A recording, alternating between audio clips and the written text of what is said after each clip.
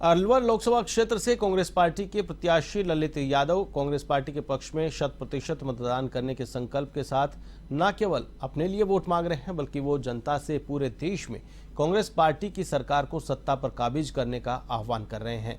कांग्रेस प्रत्याशी ललित यादव ने रामगढ़ विधानसभा क्षेत्र में विभिन्न कस्बों और गांवों में जनसभा कर अपनी बातें रखी और कहा, नाथों के राज से अनाथ अलवर को सेवक चाहिए।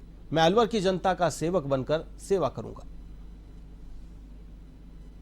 लोकसभा चुनाव का कारवा लगातार बढ़ता हुआ अब उस समय के नजदीक आ रहा है जब मतदान होगा। कांग्रेस के युवा प्रत्याशी ललित यादव कि मैंने जो पगड़ी आप लोगों ने मुझे पहनाई है उस पगड़ी की मैं लाज रखूंगा। तो जो पगड़ी गांव वालों ने आपको पहनाई उस पगड़ी के मायने क्या है, पहले ये बताएं। देखिए, इस पगड़ी के मायने हैं कि लोग वोट लेने के लिए आते हैं, लोक लुभावन बात करते हैं, चले जाते हैं। इसके मायने कि मैं इनके बीच रहकर काम करूंगा, इनके साथ मिलकर काम करूंगा। जो गांव गली मोहल्ले का विकास नहीं हो पाया दिल्ली की सरकार के द्वारा, उन कामों को हम लोग करवाने का काम करेंगे।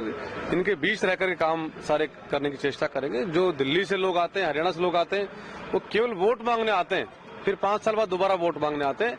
हम लोग मजबूत जो इनके बीच रह करके काम करेंगे।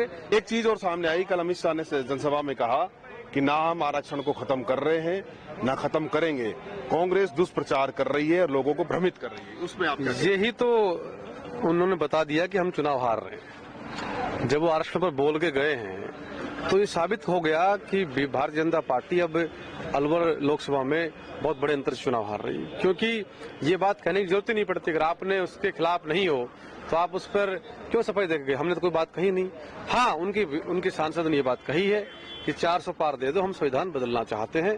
तो ये बात ऑन रिकॉर्ड चीज है जो उन्होंने माइक के सामने बोली है, तो उसको तो हम लोग कह रहे हैं। तो ये अमित शाह जो बात करके गए हैं वो बौखलाहट में कह के गए, डर में कह के गए हैं। उनको लग रहा है कि एससी का, एसटी का, तमाम 36 कौम के लोगों का वोट इस बार कांग्रेस को मिल रहा है, तो वो इनकी बौखलाहट है। और जिम्मेदारी से मैं बात कर रहा हूँ, इंडिया अलायंस गवर्नमेंट बनने जा रही है हिंदुस्तान में। अगर वो बाय द वे बदकिस्मती से कोई आता है तो वो क्या किसी को न्याय करेगा।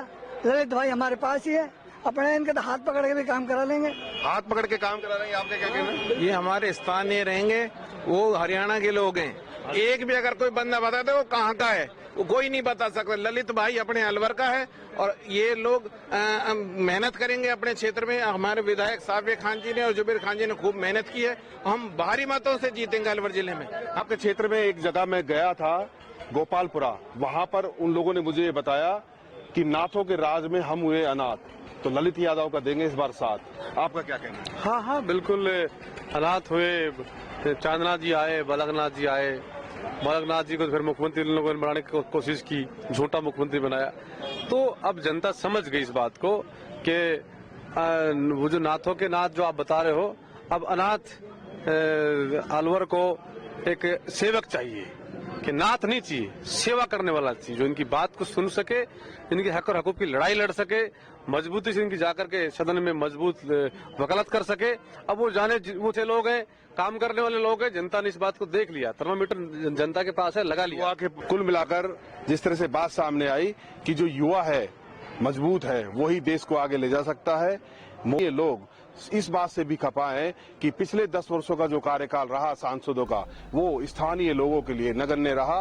नाथों के राज में अनाथ हो गई जनता और ललित का साथ देने को तैयार है। मेरे साथी गिराज सोलंकी के साथ हेमंत जैमन, A1